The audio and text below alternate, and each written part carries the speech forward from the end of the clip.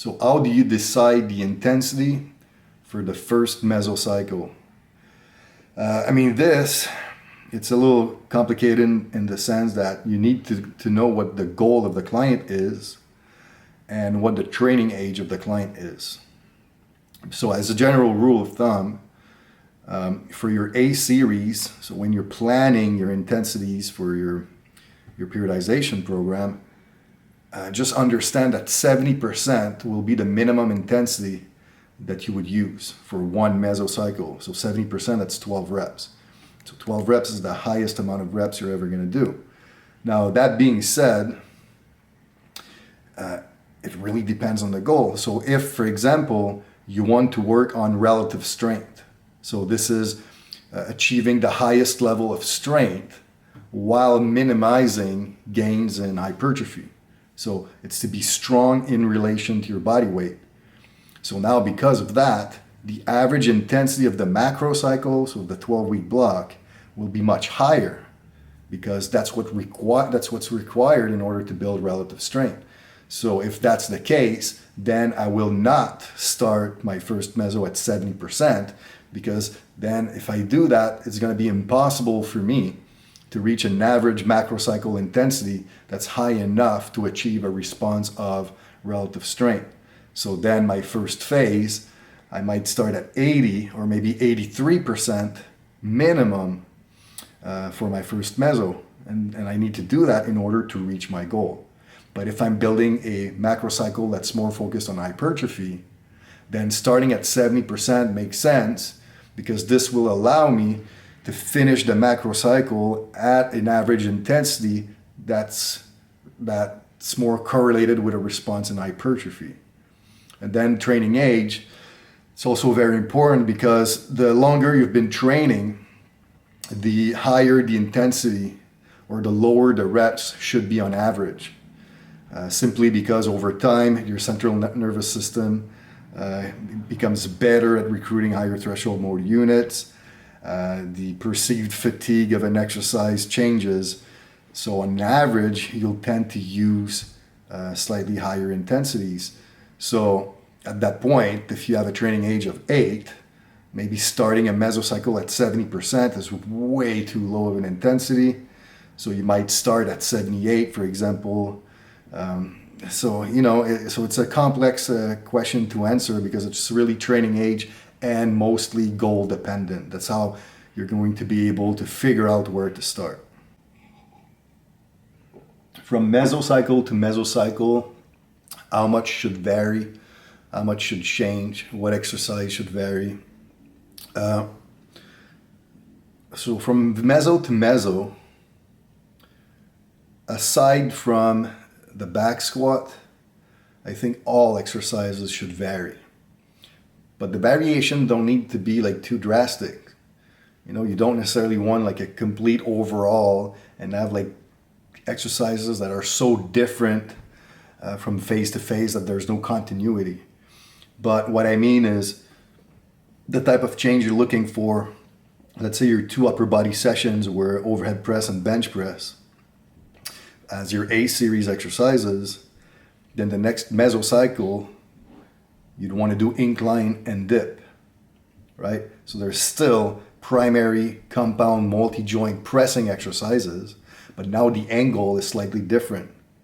So now you're not creating any type of pattern overload, which happens when you're always training the exact same angle, which creates a lot of stress at the shoulder joint. Now you're changing the angle, so you're developing strength at a different time point. So this is very important. But you see, there's still the same nature of exercise, we just varied the angle. Now you have to look at your training session like a funnel. So now the lower you go down the training program, now the more drastic the changes can become. For example, by the time you get to the C series, then you could work completely different muscles because we're talking about isolation exercise. One phase maybe you had external rotators and scap retractor. The other phase maybe you have like grip and neck.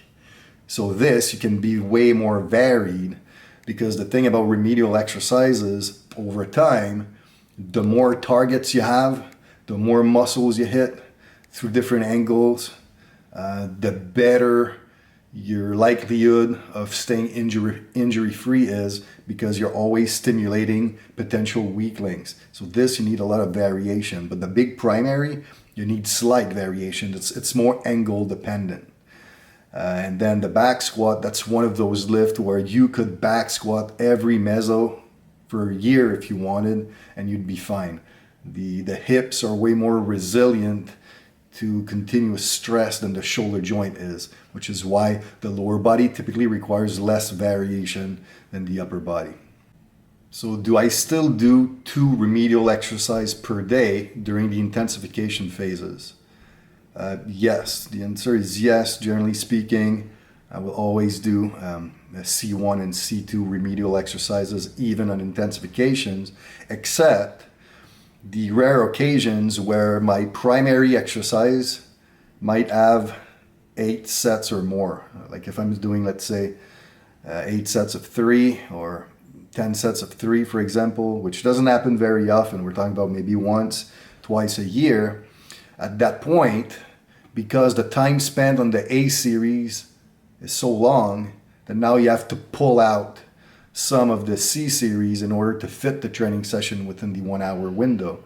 So at this point, I might take the C series out and bump up the amount of sets I'm going to do on the B series a little bit to kind of fill in the gap in time frame. But like I said, it doesn't happen very often, because I believe in the value of doing remedial work for longevity in training. How do you determine the intensity when doing extended eccentric methods? So extended eccentrics, for those who don't know, it's a sub-maximal eccentric method. So it's a eccentric method where you're using less than your 1 RM. And all you do, it's a regular rep, but the time spent during the eccentric contraction is lengthened. So it's purposely lengthened. Typically, we're talking about eccentric reps of 6 to 10 seconds with a as fast as you can concentric, so X as your concentric. Before we talk about intensity, one key aspect of extended eccentric methods is you want the time under tension of the set to be around 30 seconds in length. 30 seconds seems to be that sweet spot where your sub-maximal eccentric method will be heavy enough to elicit the response you want, but not so much so that the time spent doing it is too short to get that training response. So 30 seconds is the key, which means that if you're doing a 8-second eccentric tempo, so let's say a 80x0 tempo, then you want to do 4 reps. Okay, so 80x0 times 4 reps, 32 seconds. So you see, like you have to pay attention to this. If you're doing 8 seconds and you're doing 8 reps, that's way too long of a stimulus. So if you do that, you know that the load you're going to use will not be high enough to create a response. So the key thing in terms of intensity is you want to use at minimum 70% of 1 RM. Now the thing is, the more advanced you are, the higher you'll be able to go. Like usually if I'm training an elite level athlete, I typically start a extended eccentric exercise with a load of 80%, and then I slowly increase to their max. Most of these guys at 80% of 1 RM, they'll be able to cope with a extended eccentric.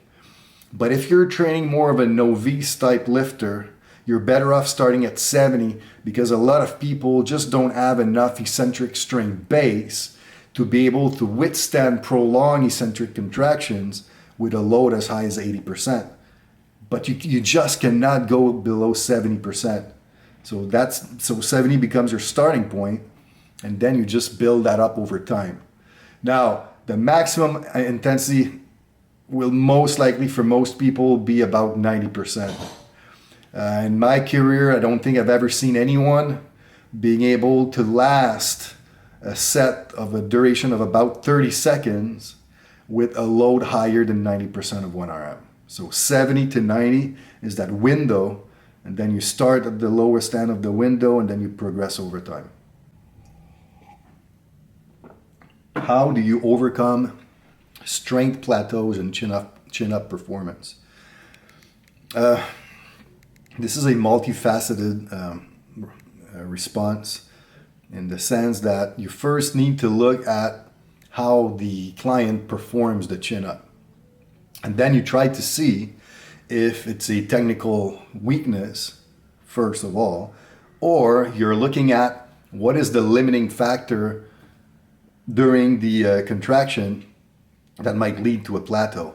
Do they have a hard time locking out at the end, for example? Is that what the limiting factor is?